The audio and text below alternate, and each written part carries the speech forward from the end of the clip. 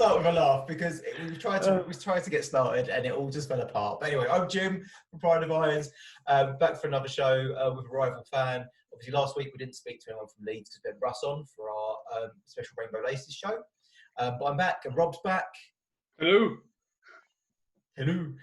Rob, my best friend and the person who got me into West Ham, so really should be my greatest foe as well, but not this season. And this week we're joined by Mark from Proud and Palace. Mark, Hello. how you doing? Good, thanks. Yeah, it's both coming off the back of all right results so far, so it's a pretty positive mood, I think, this week. If you'd have spoken to me a few weeks ago, I'd have been miserable, but it's not bad. Yeah, I think that's probably something that we have in common. Is not just being two London teams, but two London teams who really know the power of a win, or even sometimes just a draw. Yeah, exactly. Yeah, we didn't even win. I'm delighted. I'd love a draw. Yeah. All right. Just a reminder to everyone tuning in. Obviously, hit subscribe and all that stuff. Go on, you want to. But if you are watching and you kind of you're on the go and you want to listen, we've got the podcast. You can always listen to this. And obviously, if you're listening on the podcast, you can always watch the video if you really want to.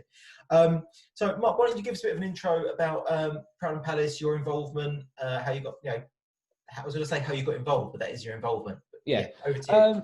So Proud and Palace was started in, I think I should know this, but I think about 2013, 2014 by Steph, who runs our group. And I did not know it existed until I was at Pride in, I think, 2016. And there was loads of like LGBT fan groups coming through. And my mate said to me, "Oh, do you know if Palace have got one?" And I was like, "No, I don't think we do." And then literally as we said it, a huge Proud and Palace flag walked around the corner. So I got in touch with Steph and sort of couldn't get involved for a little while, just didn't work out. But about 2 years ago now, just started meeting up with them for games, and just got more and more involved. It's just it's added another level to going to Palace really. So I've been going since I was 10, and oh wow, just to have an extra sort of level to it is really good. So it's been really enjoyable getting involved, and really good to get to know other people who support the club. That must be really strange going for all that time since you're a kid, and then this thing comes along that's like aligned to a part of your life you probably never thought was going to be brought into the stadium. Well, that's exactly it. I think it was just there's very separate parts of life. Just going to Palace was something that I've always done. A lot of my family are Palace fans. You just kind of grew up with it, and then sort of as I grew up, sort of came to realise other things, and just didn't even really associate sort of the LGBT community and football even being together, and then saw Proud and Palace and got involved, and it's been really fun, really good to kind of sort of spread the message a bit, but also meet some amazing people, and not just through Palace fans but other fans of other groups as well through Proud and Palace. It's been a really good. I'll take that compliment. Thanks very much. Yeah, so of course, yeah. So do you want to tell us about your season so far? How are you finding the season? Is lockdown having an effect on the pitch, do you think, or is it business as usual for Palace? It's a really weird one because statistically, it's like our joint best start to a Premier League season ever. And yet 2 weeks ago, everyone wanted the manager out. It's a really weird thing. I think the football under Roy Hodgson is not exactly enthralling or exciting.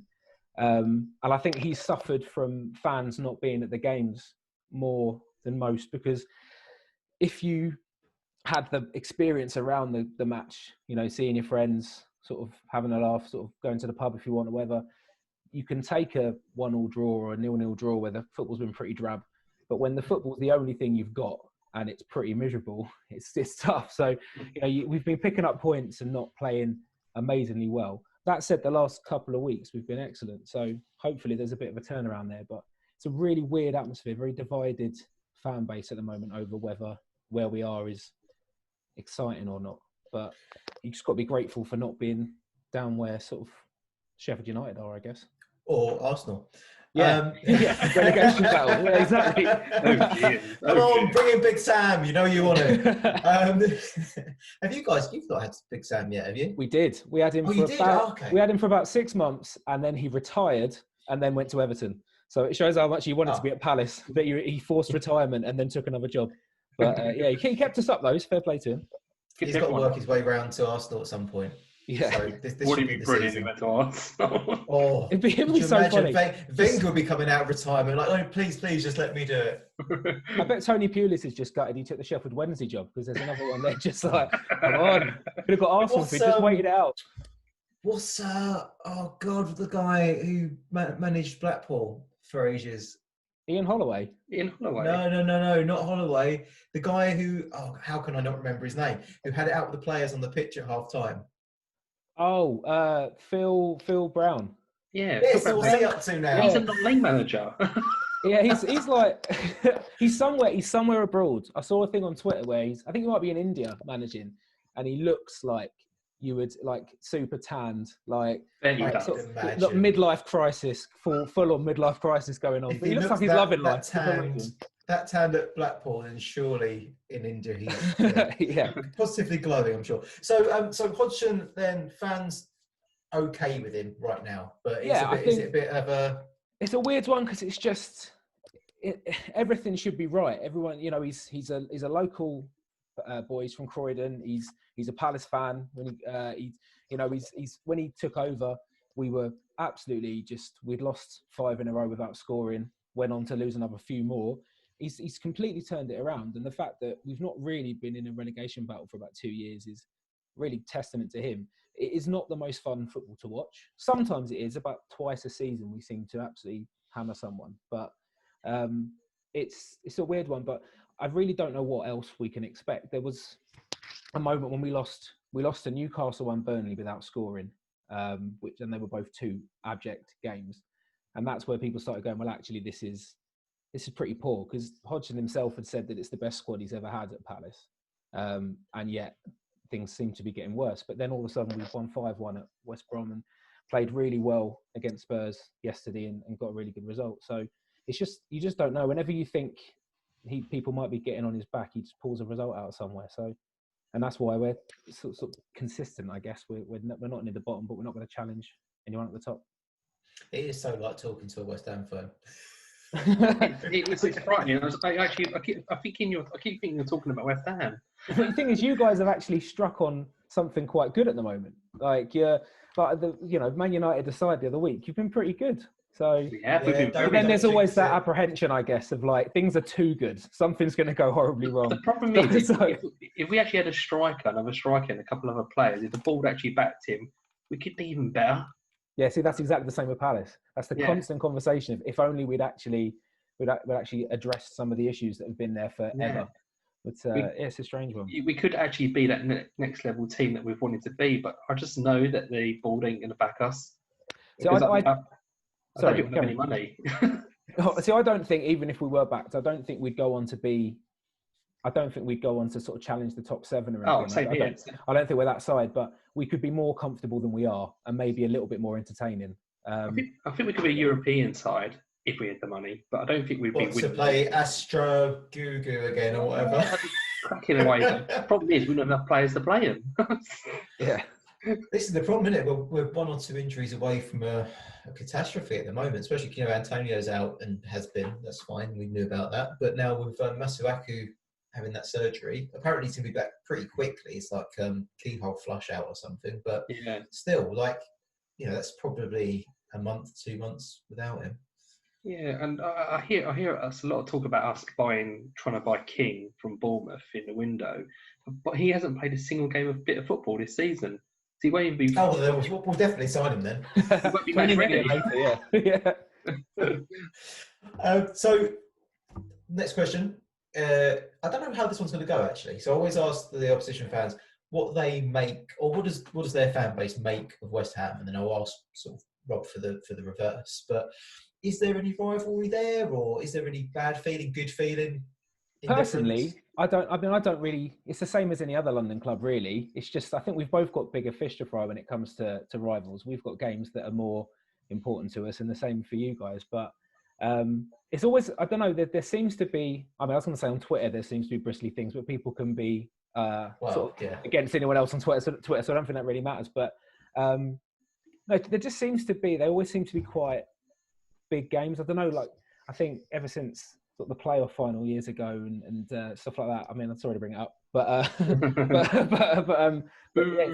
I wouldn't personally say it's like a rivalry, but I just think when you play anyone else in London, you kind of want to get a good result. And also for years, we just never got anything against you guys. I don't think I saw us beat West Ham in quite a while. So it's always nice to get a win against teams that you expect to lose to, I guess. But before Rob jumps in, because I'm sure he'll have more of an opinion, but I've just got, there's no rivalry as such, but this just horrible feeling when I think about Palace, and I've got a horrible feeling about Wednesday night. And it's reinforced by last season, because that was the game, the same fixture last season at our place was when it all started going downhill.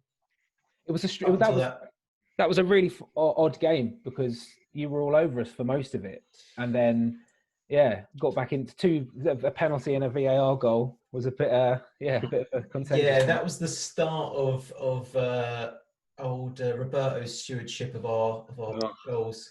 Yeah, because up until that point we'd lost 5-0, was it, on the opening game of the season to Man City? But you're like, okay, well that's Man City. That happens.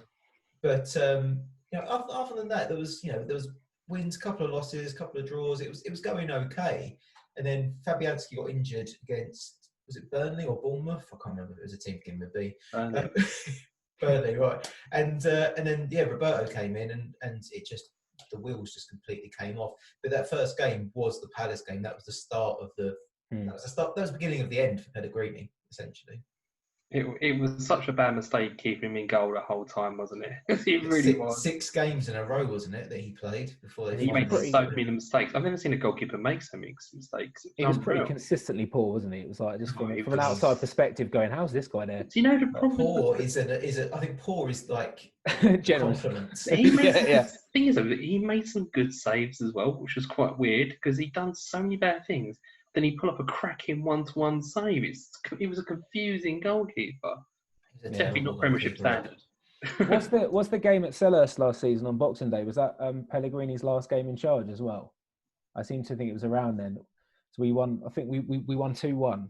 Yeah, I think it was. And it was kind of, there was that kind of, we've got some results against you guys away every now and then, but at Selhurst we've got an awful record against West Ham, and to go when we went 1-0 down, it was just like, right, okay, here we go. And then Kouyaté equalised for us, obviously former West Ham player, who I think it's the only time he's gone forward in his career, and then that's kind of for us anyway. And it was just, it felt like that there was a kind of, sometimes you play those games where you beat a team, you get a result against a team, and you know that you've got that result because the other team is in a bit of trouble, and that's what it felt like. It was so toxic last season, wasn't it? It was actually the most toxic I've ever felt it at West Ham, what I can remember. Well, apart from when I was younger and they had the bond scheme and stuff like that.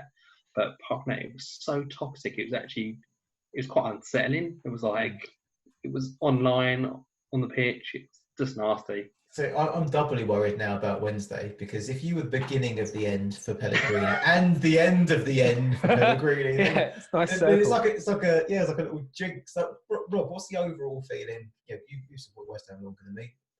West Ham fans, Palace. I kind of see them as the same kind of team. Always the same kind of level.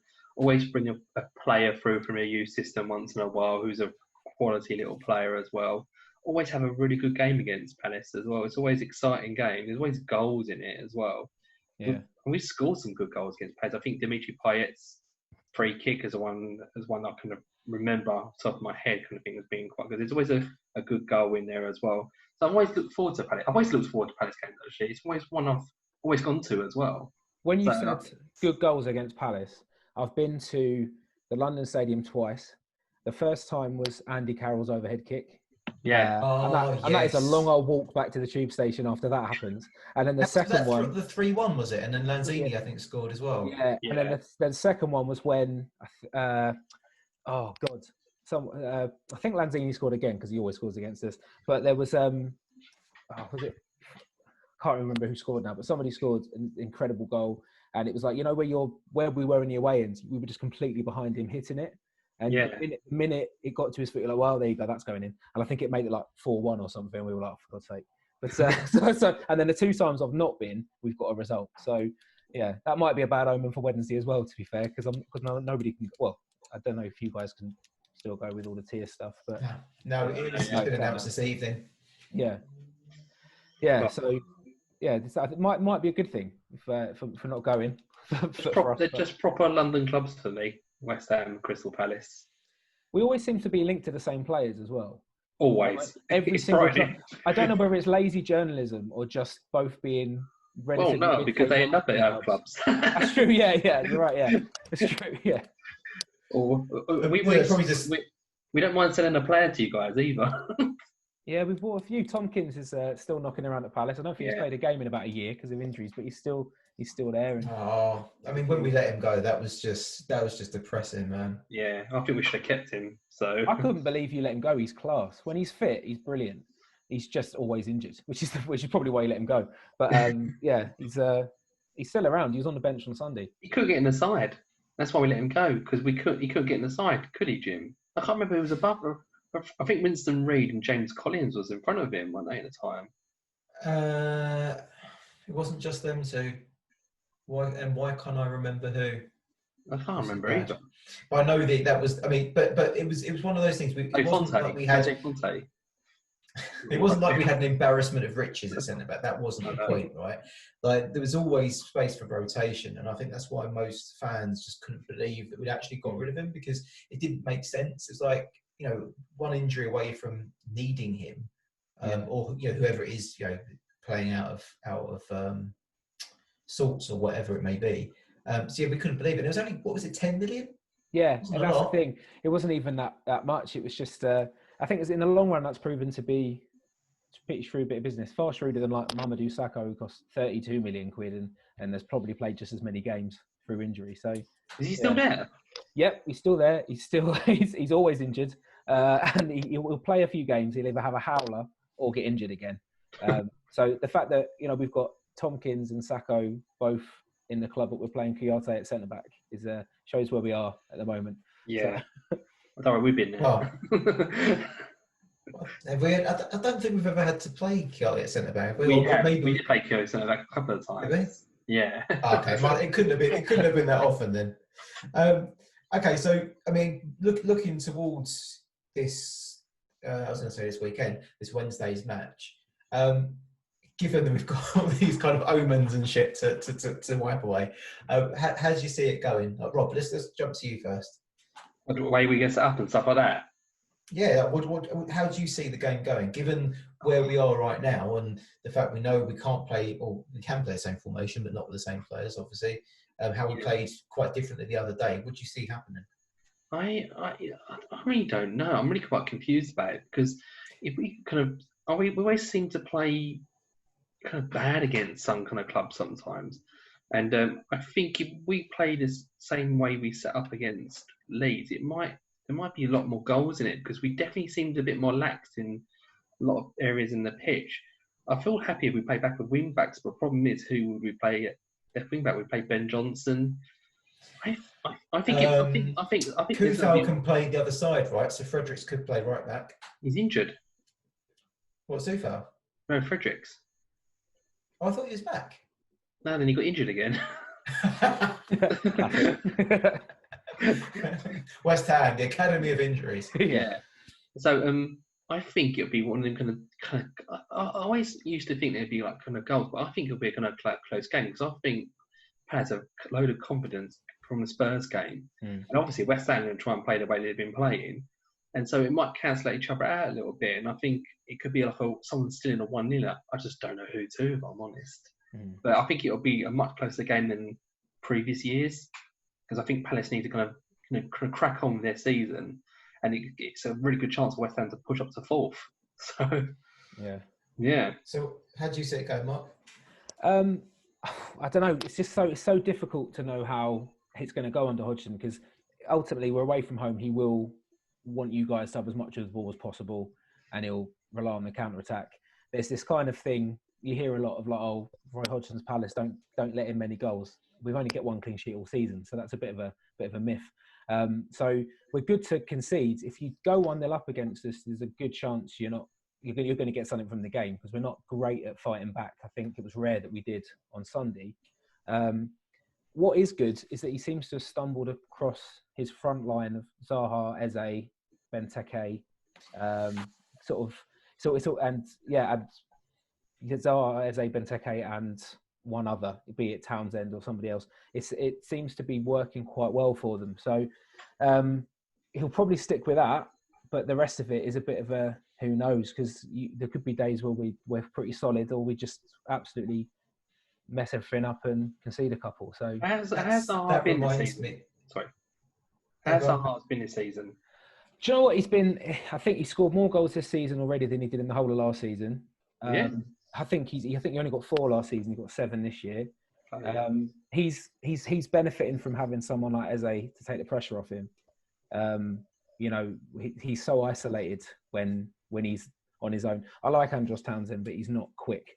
So he's just the tactic when Eze's not around is just get the ball to Zaha and hope for the best. Whereas it's quite easy to deal with but with Eze's there, you can't stick 3 players on Zaha because you've got somebody else on the other side. So he seems a bit more balanced. He seems to be getting more from it. I think less weight on his shoulders means that he can be a bit more free to do what he wants. He's still an infuriating player. I love him and don't want him to leave, but when he should pass, he tries a trick, and when he should have a shot, he tries to take it past another defender. It's quite frustrating to watch sometimes, but he's been much better this season. And the stats don't lie. When he doesn't play for us, we don't win. So yeah, he's 28 now, isn't he? As well?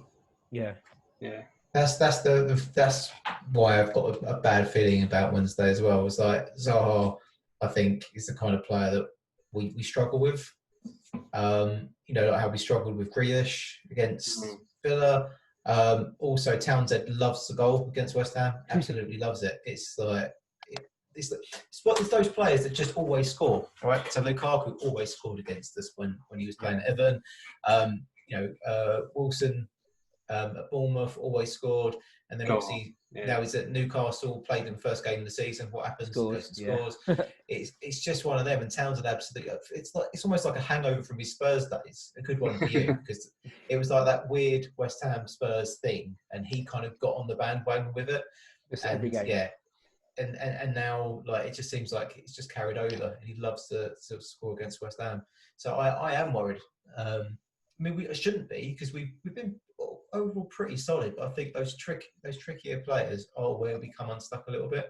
And that's why we should play with wing backs, because if we play with wing backs and play with the 3 at the back, we can isolate players like that. But if we play the 4-4-2, it gives them a lot of room to get over the ball over the top. And he's a fast chap as well, so it could cause us problems. I'd like to actually play back with wing backs again, put Ben Johnson as a left back. That's why I think they put him on in the game at the end of Leeds, to see how we get on at left back a little bit, because they put him at the end, didn't they? Oh, you didn't see it, did you, Jim? So I didn't see it, no. Yeah, sorry. They put Ben Johnson on the end at the left back, so he can see it. And they went back to convert it back to a wing back system, and I think that's what they go back to. How did it look?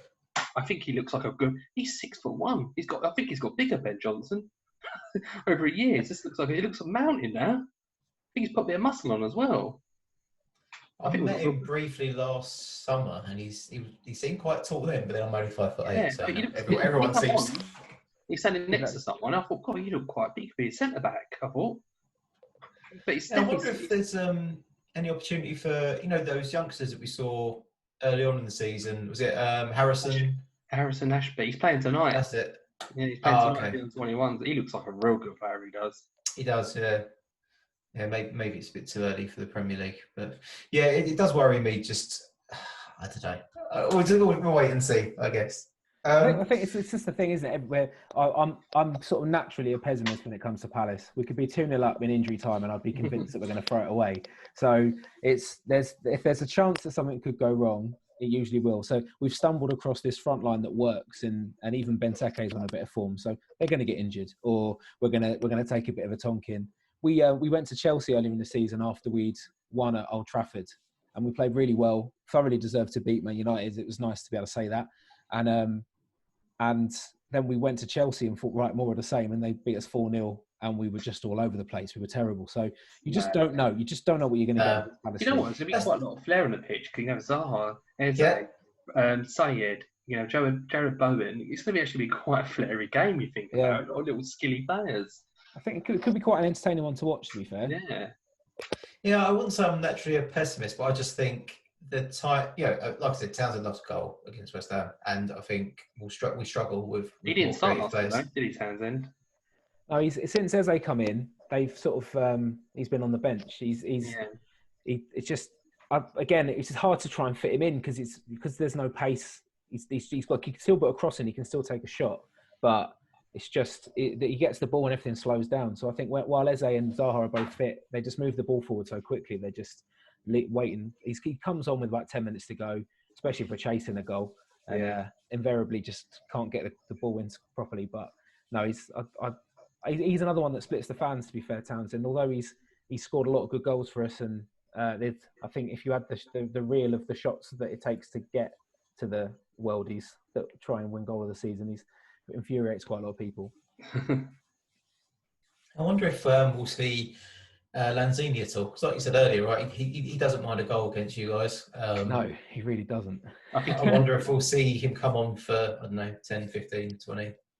I think he will. I think he'll come on for longer than that. I think he'll come on for about 20 minutes. Because I think Moyes likes him, doesn't he? And he's been actually looked quite good this season when he's come on every time. Yeah, he's got to learn to play differently, I suppose, isn't he? He's not the same. Injury, yeah. Yeah, Lost loads of pace. He's another player who's lost pace because of his injury. He used to be so nippy and just. I think that's why Fornell's, why he likes Fornell so much, because he's got that pace, he's got that engine, he just keeps going. Yeah. I think a lot of people see in Fornell's, not the same, they're very different players in Lanzini, but some of the same kind of, some of the same characteristics, like a smaller guy, but who's not easily outmuscled, who fights for aggressive. Yeah, exactly, little terrier. That's what you want. So on to then predictions in terms of like first goal scorer and the actual scoreline. Mark, let's go for you first. I'm going to play it safe. I'm going to go draw. I'm going to go 1-1. And I think we might go behind again, like we did on Sunday, because we start quite defensive and we like to invite teams on, and then we'll sort of get into the game a bit more and get something out of it. It's my moderately optimistic prediction after Sunday. Okay, so who do you think first goal scorer will be? I think it will be Zaha. I think he's especially with Eze playing as well. They seem to be linking up really well. His movement's getting better every game, so I think he'll get a goal. I'm going to go 2-1 West Ham. What? No, I think we might nick it. I don't know. I think it could go the other way as well. I think it could go 2-1 Palace, but I think it'd be 2-1 West Ham, and I think Haller will score a brace. And one of them will be like an overhead kick from 40 yards because that just happens. He does an overhead kick as well. So that just happens. He always tries an overhead kick, doesn't he? Always. You know what? Seeing the highlights from the weekend, so I was looking at our WhatsApp and all I could see was everyone slagging Haller off. And when I watched Match of the Day, it was like he had a few good shots and they were blocked. No, so, he I'm not joking. For 70-something minutes, he didn't make one good pass. It was actually. But if one of those goals went in, he'd be the hero. Problem is, they didn't. Yeah, but like I said, two of them were blocked, right? And the overhead kick. I mean, he was unlucky that he didn't. The first one, he should have scored it though. He done a header. He headed it down to the floor in front of him instead of forward. It was weird. We do the same with Benteke. We just make excuses for him until he scored last weekend. I was like, yeah, but he forced a save from the keeper. It's like that's the least you expect from a striker who cost you 30 million quid. Yeah. Just please do something. I think he'll be another Benteke Haller. I really think he will. I think he'll go. I think his confidence is growing. I do think his confidence is growing. I think Moyes is going to manage the best out of him. I do. I don't think we'll see him next season at West Ham. Even if he scores another 5 goals, I just don't think he'll stay. I think we'll sell him. Well, at the moment, we've got a centre-back who scored more than him, so it isn't looking great. But I think there's more to come for him. I hope so. I'm going to go... Ooh. I've got a horrible feeling. I'm going to be quite negative here. We've not failed to score since the Arsenal game, I think. No, I can't. Do you know what? I can't see us not scoring. No, sorry. I can't. We don't keep clean sheets, so you'll get at least one. It's fine. I'm going 2-2. Sod it. 2-2. No. I can't see us not scoring. I honestly can't. I know that this is going to come back and bite me now. But just with the amount of options, this is the thing, we've got options up front, right? No matter what happens in terms of what formation we go, what we play at the back, injuries to Masuaku, we've got goals in us and we've got goals across the team. Solid, 2-2, and I reckon Bowen to score. But you got to think of one thing, Jim, as well. This is our chance to go fourth, and we mess anything up when we were going to do. That's why I'm going for a draw. Further. Yeah, but don't forget as well, we've had more days to rest than Palace have. Yeah, two days. It's quite criminal, really, when you think about it. Are you trying to curse us further by putting in factors that should work in our favour, but that obviously won't? Before we get to our last section, which is our match report, what do you reckon in terms of where we're going to finish? So, at the beginning of the season, Rob, you said you'd be happy if we finished 15th. I think that was your most positive scenario that you could come up with this season. So I can't see us finishing any higher than 15th. Yeah. Have you changed your mind? Now, look, we're 12 games in. We've got 20 points. We're halfway to safety. I think I'd be crazy if I said we were going to finish 15th. I think we'll finish top 10 now. If we keep injury free. You've cursed us. if we're injury free and we need to buy a couple of players in the window for depth. If we do, I think we'll be top 10. But I don't think we'll be where we are now, though. Too good. Where do you see Palace finishing? Oh, I mean, if we could even get like 10th, it'd be an absolute incredible season. I think we'll settle into the kind of 13th to sort of 16th bracket, which we'd have been very happy with at the start of the season. We just go on these weird runs. Like last season, the first game back after lockdown, we beat Bournemouth and we went, I think, 5th or 6th, and we were like 2 points off 4th, and everyone thought, right, we're actually going to have a crack at Europe, and then we didn't win again for the rest of the season. so it's like a prediction for us. It's just that you just don't know. So when we lost to Burnley and Newcastle, everyone was starting to look over our shoulders and say, have we put enough distance between us and the bottom three? And now we've got 4 points, and people are looking up again. It's such a weird club to support because you just don't know. But I would be happy with anything above sort of 16th. I think would be fine. So I'm just to toy with everyone a bit. I'm looking at the Premier League table now, right? So it's Spurs, Liverpool, obviously, Leicester, Southampton, Chelsea, West Ham, Everton, Man United, Man City, Villa. So that's your top 10, and then Palace at 11. But then underneath, you guys, obviously, Arsenal are down there. You've got Wolves down there. There's some teams that shouldn't be where they are in both halves of the table. Yeah.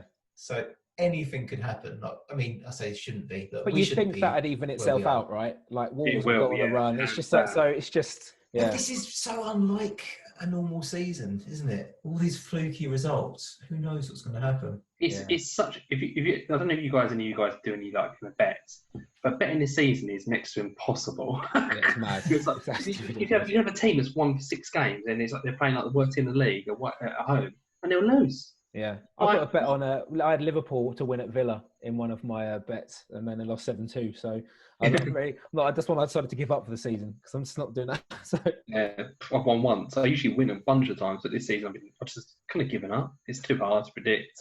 Did Chelsea lose at the weekend? They did. Yeah, 1-0. So Chelsea lost. Liverpool drew. Yeah, Spurs drew. Spurs drew. Yeah.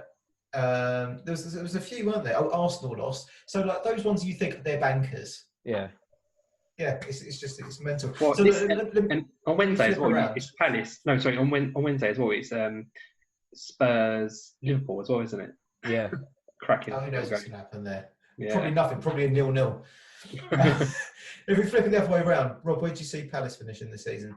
I think they finish 10th or 9th. Blimey. Yeah. You're more optimistic than half of us. Well, we should have so much faith in our team. I actually, there's a lot of players in the Palace team I really, really like. We tried to buy one of them who, we wanted him. He was David Moyes' first choice. So I think you've got a really good attacking lineup. I think you need a striker because he seemed to be switching between 3 strikers. Yeah, none of them score. So yeah, none of them score. Yeah. I think your defence is Scott Dan's getting on a bit now, isn't he, as well? And yeah, I think you start Your goalkeeper as well pulled off a great save on the weekend. That free kick. He had such a weird game. He pulled off about 4 incredible saves, and then the one he should have saved, he let in. So, yeah, wow. But he has been class. He was a free transfer a couple of years ago. Yeah, absolutely. And yeah, just an absolute steal. And you've got Jack Butland on the bench as well. So yeah, it's just we've got this weird sort of. And then Wayne Hennessy's still around. God knows why, but he's just there to for the. I think there was 3 seasons in a row that the goal of the season was scored against him. So he's just there to help other teams, I think. But yeah. You just reminded me, Rob, but I'll come back to that in a second. And I'm sure that you meant to remind me. So, Mark, where do you see West Ham finishing this season? I genuinely think you're going to be sort of looking. If it's a tough one because I know talking sort of, you guys sound similar to Palace fans in our outlook to the season, but I remember watching your game against Wolves earlier in the season, and fully expected Wolves to just rock up and get a result, and you just played them off the park. And I thought, this is quite interesting because Bowen seems to have settled in. There's a good squad there, and David Moyes is a good manager when he gets it right. It just I think if you can keep relatively injury free, I know it sounds like you've probably got a few. I reckon you could be looking at that sort of 7th, 8th sort of position and kind of because you've done it before, why not try and do it again? That's the most complimentary one we've had so far. I genuinely think so. I was really impressed. Come on again. Yeah, I just obviously it's just anybody who can finish up there so that teams like Arsenal and United don't. It's always a bonus. But I think you've just looked really good. But then we all know that we're talking 2 months' time and you're all of a sudden stressing about below you. You just don't know, do you? Honestly, I can honestly say just approaching the Christmas period and not be looking at the bottom half of the table is just blissful. It's nice, refreshing. Absolutely blissful. So Rob, you did remind me. Thank you. Little wink. Let's carry on the loving just for a little bit longer. If there was one player, I'm going to go for you first, Rob, since you clearly had to think about this. If there was one player you could nick from Palace, who would it be? Oh, Eze. I would have said Zaha, but because of his age. Yeah, he's not young anymore. Eze, I think, will grow into be a massive player. He's someone who can just glide past people. It's disturbing how good he is at it. And he's got a good free kick on him as well. I think he needs to work on a bit of his through balls and his final pass. But, he's still young, so he will do. And I think to the point you made earlier, right? Any player that we're linked with, these guys get, or vice versa. And that was one of the ones that I remember you wanted, right, at the beginning of the season. Yeah, I wanted him massively because I watched a lot of Championship football. I watched older football and I watched him a lot and I thought, this kid's the real deal. Yeah. You can tell he's got this amazing ability to get past someone who's stronger than him without having to use his strength. It sort of glides. It's weird. I think he's got really low centre of gravity. I think he's got that kind of low centre of gravity. He can just beat someone, and get past them. But I've seen him try and play a few balls or try and do link-up balls. He's messed it up. But I think within time that will come and he'll become just an exceptional player. I think you've got a good player in your hands, if I'm honest. Yeah, he looks a really good sign. I couldn't believe we got him, to be honest. I did think it's one of those things where we're linked. And then it just doesn't happen. It seems to happen in most transfers. That was Moyes' only signing that he wanted, and they didn't get him for him. And then they got the player he didn't want. It's bizarre. Which is, funnily enough, I think that's the player that Palace were after. Yeah. So we've just sort of swapped it. It's just that'll do. It's because you guys could stomach the money straight up, and we didn't have the money. Yeah. And we couldn't pay for him, so we literally was like, okay, we're going to miss out on him then, because they wouldn't take instalments. Yeah. Yeah. And we ended up loaning Benrahma. Yeah. Mark, who would you nick if you could from the West Ham squad? Well, I think in terms of balance, because where we've had Zaha out and injured, we just go back to being so one-dimensional. So depth out wide is really crucial to us. So I mean, either Benrahma or Bowen, they're both class. Both players, again, we were linked with, but Jarrod Bowen in particular, I've just been really impressed with how he settled in. I think when he first signed for you guys in January, he obviously not really watching too many West Ham games, just relying on Match of the Day and stuff. It didn't look like he'd either settled in or whether it was, there's always that thing of when you sign a player from the Championship, are they going to actually be able to make the step up? And the start of this season has been brilliant. He's been so good. He just looks so sharp. And he's a workhorse. Yeah. And that's what you need. Stop. And that's what you need. And if you've got that, if you've got a bit of pace and a bit of skill as well as the hard work, you're onto a winner, really. So I'm I would surprised you didn't say definitely say him. Rice. Well, do you know what? I was thinking that, but the one thing we've done under Roy Hodgson is sign central midfielders. We just we can't seem to stop. Every window we're like, yep, another one, just sign him in. So he's probably better than what we've got, but we just don't need another one. So to be honest, I for some reason thought you were going to say Bonner, because you're talking about conceding quite a lot. Yeah. I think he's been the best defender in the Premier League this season. He's injured right now, Van Dijk. I think Bonner's hands down been the best Premier League defender. He's been absolute quality. I wish he's been like that his whole career. Yeah. We just don't know. We just don't know what our best back four is. I don't think we've got on paper a pretty good defence, and we've actually for the first time in a long time got a bit of depth there as well. But we just seem to be sort of starting anyone and everyone based because of injuries, and also just I don't think Hodgson really knows his best back four. So it's just hard to know. It's like who you'd replace from that back four, because individually you go, yeah, oh that's good, they're back, but it doesn't seem to be working. It's a weird one. Right, we're on to our last bit now. So this is the fun bit. This is what we call our match report. So I'm going to go through a few things, right? I'm going to go through player of the match. Doesn't have to be man of the match. Just someone at the moment who's your kind of hero of the moment. Who would you dish a red card to? If anyone at all, or anyone or anything. Yeah. And then finally, goal of the month. So anything you've achieved in the last month, or anything you'd like to target in the next month. Go for it, Mark. All right, okay. We'll start with footballing wise. Just I know I absolutely, in terms of sort of somebody I'm admiring at the moment. There's a couple, but I hate saying it about Man United player, and people have probably said this as well, but you've got to take your hats off to Marcus Rashford. That's the answer that everyone's giving, right? I guess. Yeah, it's just like there's two reasons. One, he's doing an incredible thing. I work in a school, so I know the impact the stuff he's doing is having.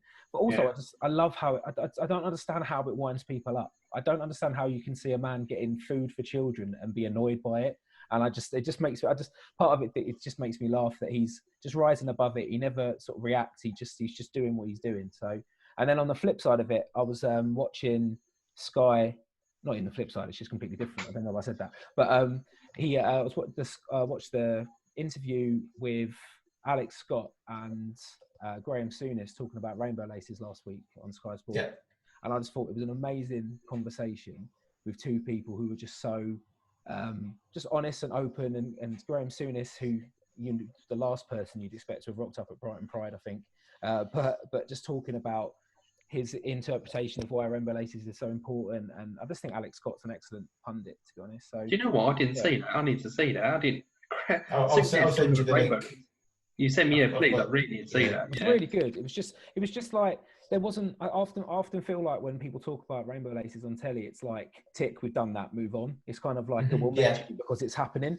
Whereas it felt like it was just a genuine conversation about sort of just why it's important and why it happens every year. And I just thought fair play to him, because it would have been very easy for someone like Graham Souness to just be quite dismissive, but very impressed by that. So yeah, that's my positive ones. Okay. And now to bring the mood back down. Do you know what? I was trying to think of I didn't know where to go with it. Whether you go football or general or what. It's that yearly thing. I'm going to keep it tied to the rainbow laces thing, I guess. That yearly thing of the people who comment under clubs who change their badges to have a rainbow behind it.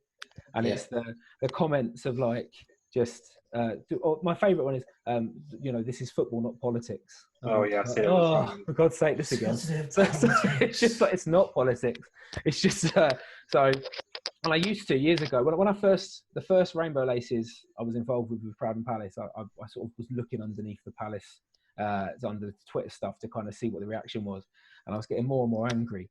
I look at it. And my other half was just like, why are you doing this yourself? Just don't, just ignore it. I'm like, yeah, that's true. You're right. Yeah, just look away. It takes a while to learn it, doesn't it? To realise that all these people want is your energy. They want to take your energy away, and they want to use it in a negative way. And the best thing to do is just go, do you know what? I don't care. You're a fucking arsehole. Yeah. You're not worth They my can all time. get in the bin. They can all piss off. Just like, Yeah. see you later. So You can get those rabbit holes of them. You can argue with them, and you can never win because they just always come back to something, come back to something, come back to something. You just end up going, "Oh, fuck this." I tell you what, one of the things that really amuses me, there's a thing on Twitter called the quality filter. So you can click this thing in your settings and it's called quality filter, and it filters out the crap. So you don't even get notifications for it. It's still there. It's not blocked. No. You just don't get a notification.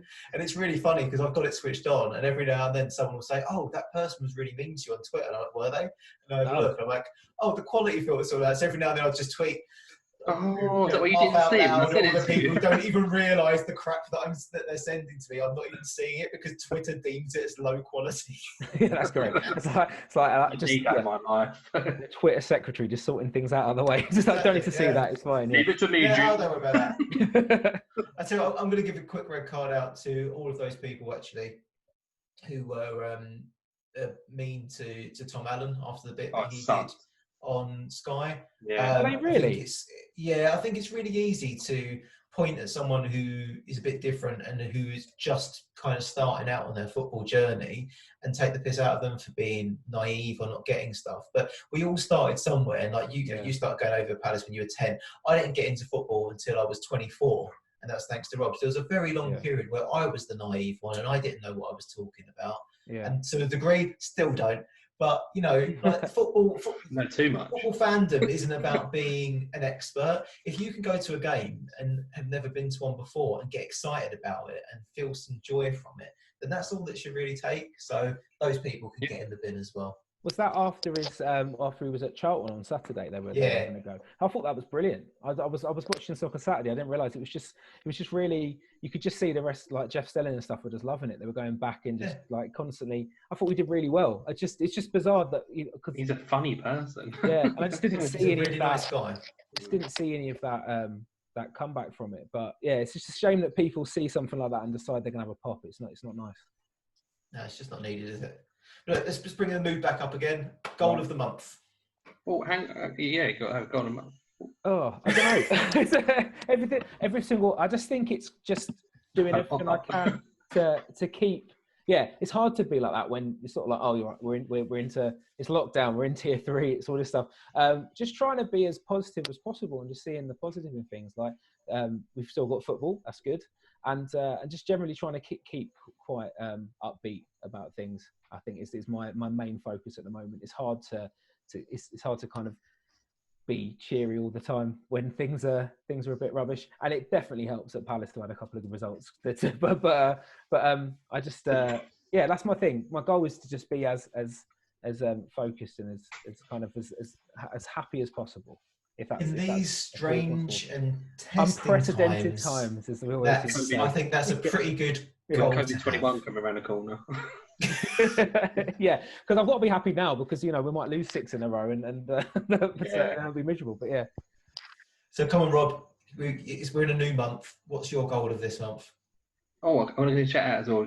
What's the first one again, Jim? So person of the match. I'm going to say Jordan Hollier, who died.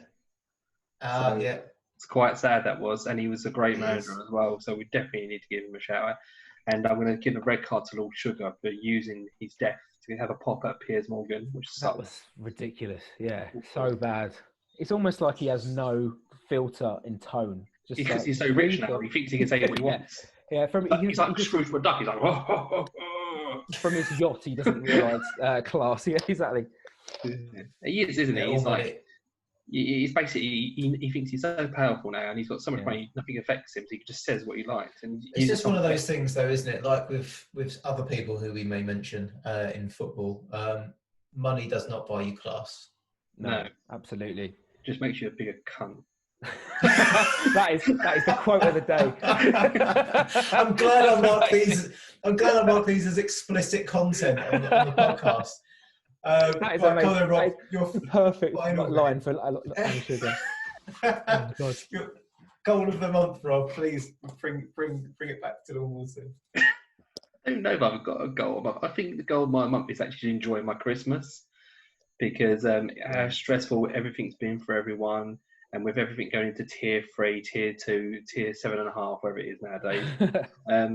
I think it's just going to sit down, relax, and not think about that. Switch off the TV. You know, if you're with someone, if you're not, you know, play a bit of PlayStation, just to have something to eat, just enjoy each other's companies, because life will restart quickly enough after Christmas. So just to turn your mind off for Christmas, that's going to be mine. Definitely. For Bishmas. Wonderful sentiments. Yes, Merry Bishmas. And I should be wearing a smoking jacket and a book and reading it to you like an old fairy tale, even with originals. Enjoy Christmas. It's a good image. So, Mark, if people want to find you on social media, do you want to be found on social media? I don't mind. Yeah, go for it. You're going to see a lot of waffle about Palace and ultimately teaching. But if that's your bag, then great. I'm Guy37 on Twitter. But also follow Proud and Palace if you fancy following a team that you don't support. I don't know. But yeah, there's a lot. I'll put the links in. You may end up having a Palace follower listening, supporter listening to this. You never know. You never know. The world's a strange place. Okay, Rob, anything to say from you? Any final things? Any final thoughts? Yes. Come on, you Irons. Okay.